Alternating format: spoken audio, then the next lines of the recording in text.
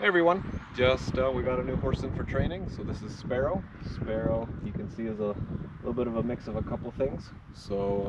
Don't have a ton of his history, but the client wants us to work on his confidence and especially his willingness to move forward. He kind of tends to get stuck out on trail. He's going to be used trail horse. They're going to try to do the train robbery out on the Prairie Dog Central line. They want to do that along with him as well. So he's got to get used to trains. He's got to get his comfort and confidence up. So today we're gonna run him through all the tests, all the assessment ones, and we'll run you through all of those, and we'll see how he does and what he knows, what he doesn't know, and where his confidence is lacking, and where it's doing well. So one thing we noticed right off the bat as we were grooming today, we just have a little bit of a growth there. So it's not swelling. You can feel it's kind of a little bit rubbery, a little more solid. It's not fluid. So that's one thing that we already noticed about him that we gotta keep figured out and ask the client / the vet what's going on there. So again, giving your horses a good once over, especially if you don't know them.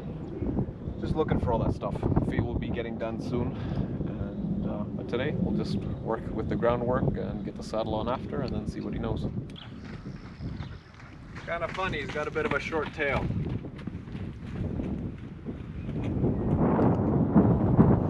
So the round pen, this is the first time it's getting worked this summer.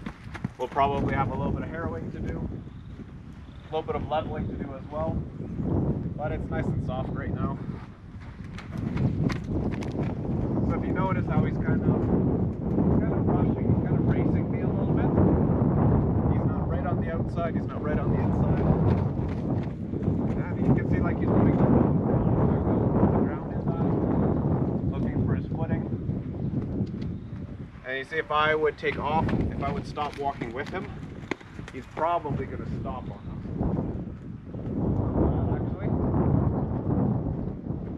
Things that we want to look for right at the start, we want to look for line and rhythm. He's picked a pretty good line, where it's a fairly consistent circle. He's not right on the fence, he's not right, but he's not shrinking in, and he's picked a decent rhythm as well. He's not all over the place. He's not going from stopping, spinning around, loping and bolting down to stop.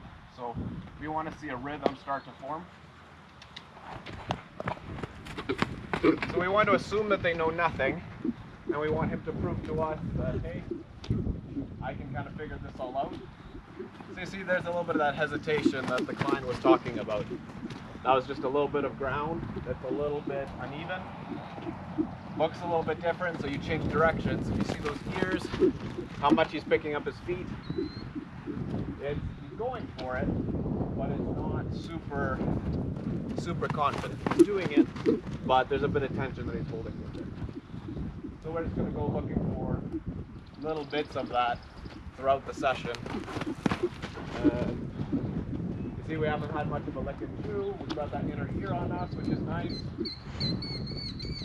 There, just kind of slow it down a little bit. Let's see if we can get a little lope out of him. You see how he kind of rushes in response to the cue? A lot of our information is going to be coming from, one, how he moves, but two, in response to cues or clarification. So let's see how he is going up into lope. Go! Come on! Come on! Come on! Come on! Come on! Trying to find his footing. Come on! Come on!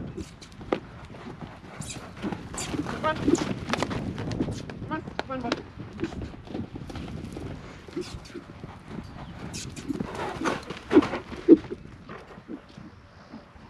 I don't know if you can hear how hard he's breathing. So the ground is a little bit soft, but it's not mucky. He's getting good grip. So he's having to work a little bit, but it's not too much. So when you have with the horse, when you have kind of your gut instinct for pitying and not pitying the horse. So if I had a horse that was starting to slip, they were starting to sink, they're starting to just kind of be all over the place. At that point, I'm like, okay, let's back off. Let's go fixing the footing. But when we know that the footing's good, it's soft, there's a grip to it, it's slightly uneven, but hey, that's everywhere in Manitoba right now. So when we know all those things, I'm not concerned about the footing, and I move on to, okay, what does this tell me about the horse? Right? He didn't go up into that lope super confidently. He wanted to come out of it as soon as he could, and he was breathing really, really hard throughout it. So it's less the fitness that speaks to, more just his apprehension. Right? He's slightly concerned, and he's more backward, and he wants to stop as soon as he can. You see those front hooves? They need to get done. So his farrier was sick, and that's why he didn't get done before he came. So we got to get him done soon, so we don't have any lameness issues coming into work.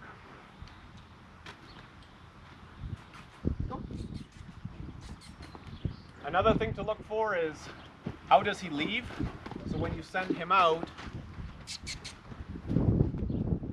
does he leave in a rush? Does he get apprehensive and he get kind of stiff?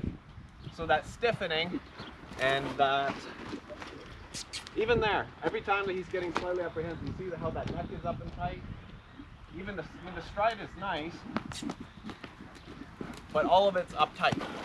So when he's like that,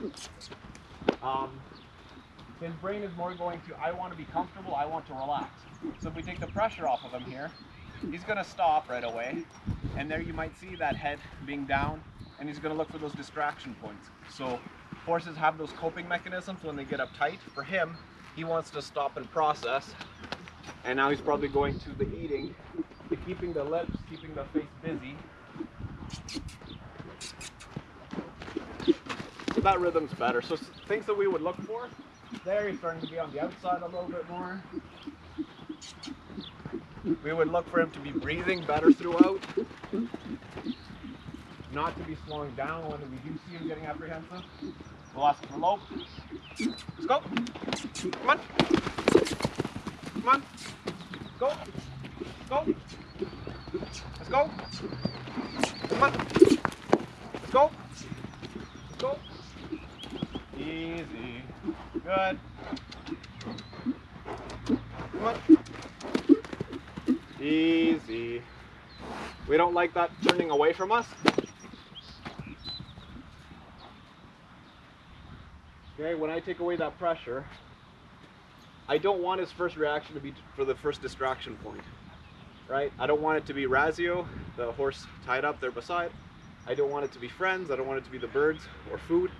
Basically, as long as I've got those ears somewhat towards me, we get that lick and chew where he's kind of just taking everything in stride. From there, he can start eating. But when he first gets that release, I don't want him to throw himself into the distraction, throw himself into what he's finding for comfort, right? So he's looking for something to take his focus off of what he's worried about. So he's looking for those friends, he's looking for those coping mechanisms.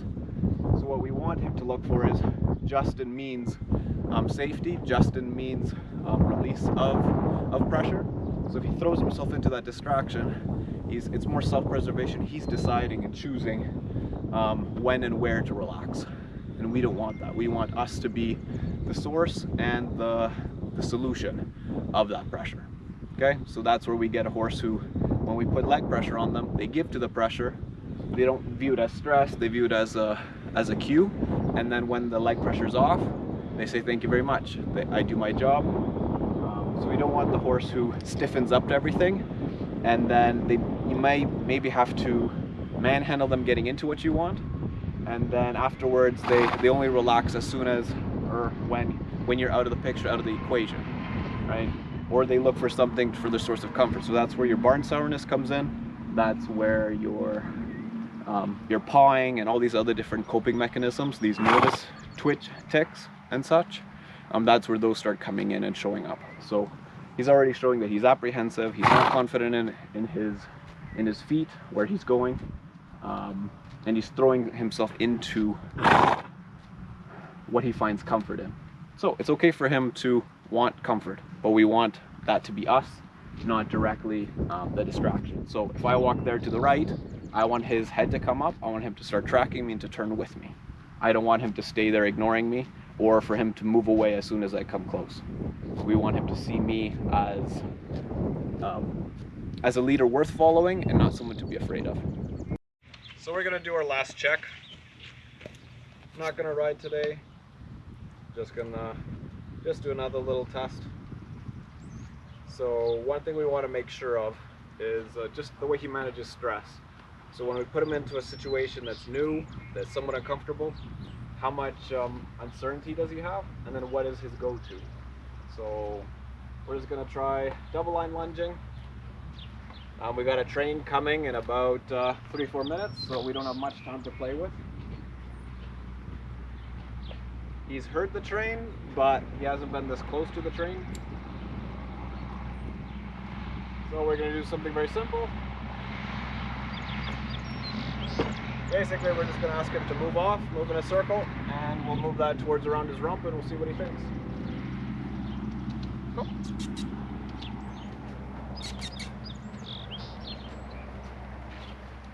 So again, we're looking for that uncertainty. So as I go, you're kind of moving this. I want to see, does that uncertainty turn into panic? Does it turn into just worry? Does it have an end to it? Does he escalate? Does it turn into a bolt? Does he shut down? What does it cause him to do?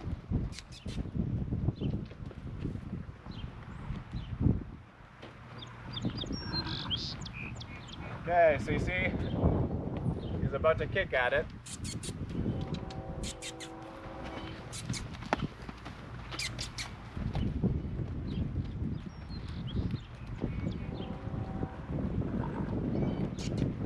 So when he gets touched by something that he's just not quite sure of, you know, he slightly kicked at it, but he didn't do much with it.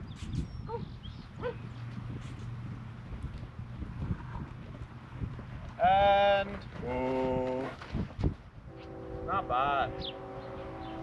Let's quickly turn him around, see if he'll follow the pressure. Not bad. Let's go, let's go. Train's coming, we're gonna end right before the train, and then we'll see what he does to the train. Go.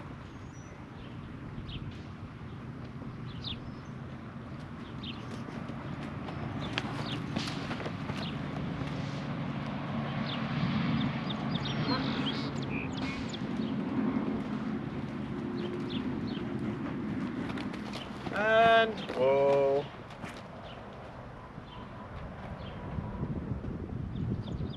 Gets a little bit worried there. So ground driving would be interesting. It might be something we do here in the future. Not bad.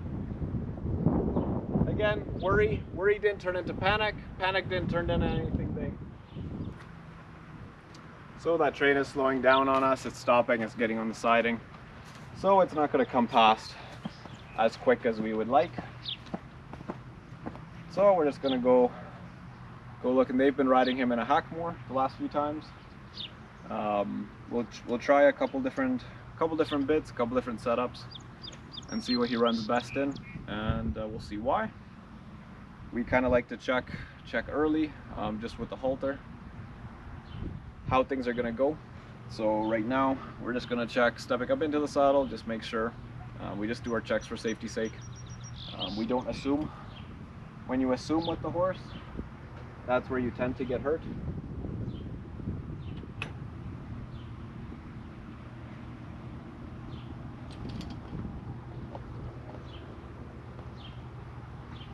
Looks like the train is coming.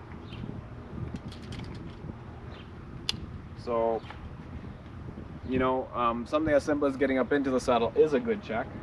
But if you can add something else to it, like a train coming by, it gives you a lot of information on what the horse can handle, how confident they are. There we go, there's a nice little bigger lick and chew.